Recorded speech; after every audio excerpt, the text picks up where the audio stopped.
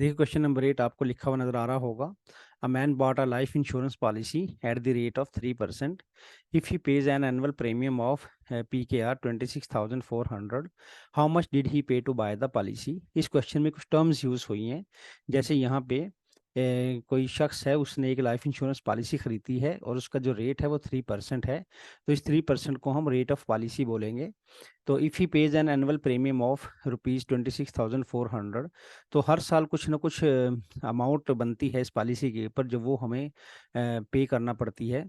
तो उसको हम एनुअल प्रीमियम बोलते हैं। और यहाँ पे क्या पूछा जा रहा है, how much did he pay to buy the policy. Amount of insurance, amount of policy पूछा जा रहा है कि कितने में उसने वो पॉलिसी खरीदी थी। तो क्वेश्चन शुरू करने से पहले हम लाइफ इंश्योरेंस पॉलिसी को थोड़ा सा समझते हैं। लाइफ इंश्योरेंस पॉलिसी में हम एक पॉलिसी खरीदते हैं। हर पॉलिसी की मुख्तलिफ प्राइस होती हैं। जैसे सपोज कर लें हमने को 3 लाख में कोई पॉलिसी खरीदी, तो उसको मैं क्या बोलूँगा, यहाँ पे एग्जांपल में देखें। 3 लाख में अगर मैं पॉलिसी खरीदता हूँ तो वो मेरी अमाउंट ऑफ इंश्योरेंस होगी 3 लाख। हर पॉलिसी का अपना एक सर्टन टाइम होता है, जैसे 10 साल, 20 साल, 30 साल, ये पूरी लाइफ के लिए। फिर हर पॉलिसी एक रेट ऑफर करती है जिस पे वो एनुअल प्रीमियम रिसीव करती है, जो हमें हर साल देना पड़ता है। उसको हम एनुअल प्रीमियम बोलते हैं। जैसे इस एग्जांपल में हमें एनुअल प्रीमियम देना पड़ेगा। इस पॉलिसी, इस जो हम एग्जांपल ले रहे हैं उसमें 12,000 हमें एनुअल प्रीमियम पे करना पड़ता है। और फिर जब उसका टाइम पूरा हो जाता है पॉलिसी का, 20 साल, 30 साल, ये पूरी लाइफ के लिए, तो कंपनी हमें मेच्योरिटी अमाउंट ऑफर करती है। जैसे इसमें, इस पॉलिसी में जो मेच्योरिटी अमाउंट है वो 20 लाख है। तो सपोज करें ये पॉलिसी हमने 10 साल के लिए ली थी, तो in case of any injury, ठीक है, तो सर्टन अमाउंट ऑफ मेच्योरिटी हमें मिलेगी। या फिर खुदा न खास्ता अगर डेथ हो जाती है तो हमें, पॉलिसी चाहे 10 साल की थी, तो अगर जिसने पॉलिसी परचेज की है, अगर 5 साल के बाद या इवन 4 साल के बाद भी या 1 साल के बाद भी उसकी डेथ हो जाती है, तो उसको पूरी अमाउंट मिलेगी मेच्योरिटी की, जो पॉलिसी की अमाउंट होगी, यानी कि 20 लाख उसको मिलेंगे। तो ये इस पॉलिसी का फ़ायदा होता है, जिस की वजह से हम पॉलिसी को ख़रीदते हैं और मुख्तलिफ़ कंपनीज पॉलिसी ऑफ़र करती हैं। तो उम्मीद है आपको समझ आ गई होगी। आइए अब हम अपने क्वेश्चन की तरफ बढ़ते हैं। तो देखें ज़रा यहाँ पे, हम मैंने पहले ही बताया कि हमें यहाँ पे अमाउंट ऑफ पॉलिसी निकालना है। तो यहाँ पे जो गिवन डाटा है वो मैं लिख लेता हूँ।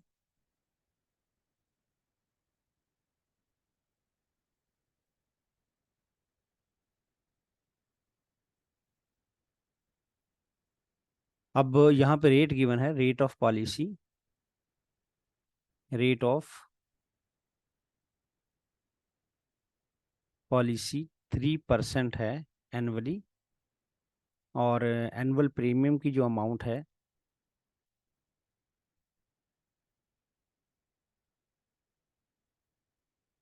PKR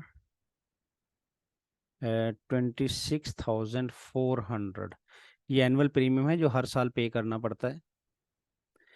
पूछा क्या जा रहा है कि कितने में वो पॉलिसी परचेज करेगा, तो यानी कि अमाउंट ऑफ इंश्योरेंस,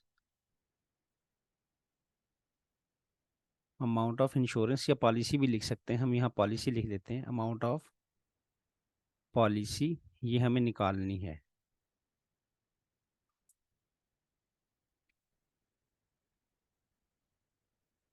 तो यही हमने निकालनी है। तो हम सपोज कर लेंगे कि हमारी अमाउंट ऑफ पॉलिसी जो है वो एक्स है। सपोज कर लें अमाउंट ऑफ पॉलिसी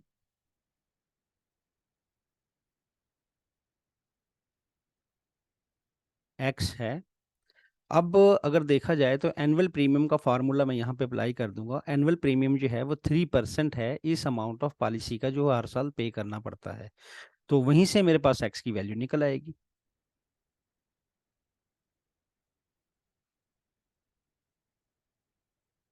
देखिए एनुअल प्रीमियम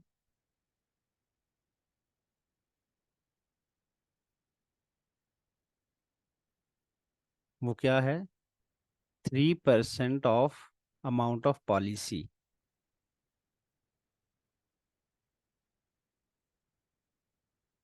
अब अमाउंट ऑफ प्रीमियम मेरे पास, ये देखें यहाँ पे 26,400 है, तो मैं यहाँ पे 26,400 लिख दूंगा। और ये 3% को मैं रेशो में कन्वर्ट कर लूँगा, 3/100 आ जाएगा, और मल्टीप्लाई बाय ये जो मेरे पास यहाँ पे अमाउंट ऑफ पॉलिसी है, ये अमाउंट ऑफ पॉलिसी ये मैंने एक्सपोज की हुई है, ठीक है। तो मैं यहाँ पे एक्स लिख दूंगा, तो यहाँ पे मेरे पास एक्स आ गया। तो इसी एक्स को मैंने फाइंड आउट करना है, तो मैं क्या करूँगा, अ, इस 100 को उधर जाके मल्टीप्लाई करवा दूंगा, 26,400 मल्टीप्लाई बाय 100, और इधर मेरे पास 3x बच गया। अगले स्टेप में मैं 3 को उधर जाके डिवाइड कर दूंगा, क्योंकि 3 इधर आगे, 3 इधर मल्टीप्लाई हो रहा है तो उधर जाके डिवाइड हो जाएगा। तो 26,400 और 2 0 100 के साथ मल्टीप्लाई होने से लग गए, और डिवाइडेड बाय 3, तो इसको मैं 3 से डिवाइड करूंगा तो मेरे पास x जो है वो PKR 8,80,000 इतने की उसने पॉलिसी परचेज की। ये मेरा फाइनल आंसर है इस क्वेश्चन के लिए।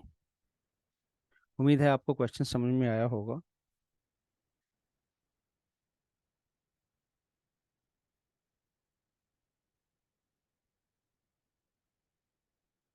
अब मैं बढ़ता हूँ क्वेश्चन नंबर 9 की तरफ। Mister Zubair left 3 sons as his heirs. If each son gets PKR 7,82,500 from Mr. Zubair's saving, how much saving did he leave? तो उसने अपने 3 बच्चे छोड़े जो विरासत के हकदार थे। तो हर एक ने 7,82,500 रिसीव किया। उसकी जो टोटल अमाउंट उसने छोड़ी थी उसमें से हर एक ने अपना इतना शेयर रिसीव किया। तो how much saving did he leave, तो यहाँ पे पूछा जा रहा है कि उसने कितनी अमाउंट लीव की। तो हम यहाँ से निकाल लेते हैं, देखें ज़रा कैसे करेंगे। तो नंबर ऑफ सन्स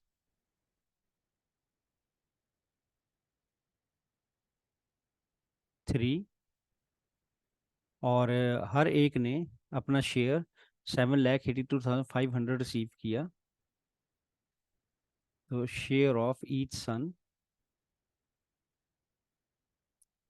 PKR, ये आसान क्वेश्चन है बेसिकली, 7,82,500 हर एक ने रिसीव किया।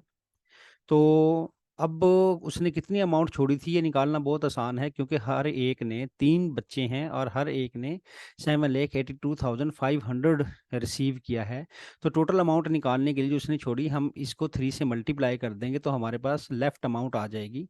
तो यहाँ पे मैं लिख देता हूँ लेफ्ट अमाउंट, मैं इसको 3 से मल्टीप्लाई कर देता हूँ, ये इसको 3 टाइम ऐड कर लें, एक ही बात है।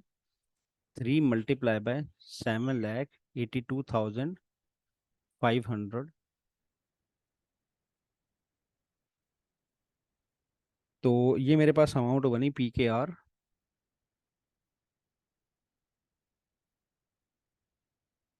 23,47,500। तो ये उसने अमाउंट लेफ्ट की। तो स्टूडेंट्स, उम्मीद है आपको वीडियो समझ में आई होगी। तो अगर आपने अभी तक चैनल को सब्सक्राइब नहीं किया तो प्लीज़ चैनल को सब्सक्राइब कर दें। अगर सब्सक्राइब कर चुके हैं तो अपने मज़ीद दोस्तों से सब्सक्राइब करवा सकते हैं। वीडियो को लाइक और शेयर ज़रूर कीजिएगा।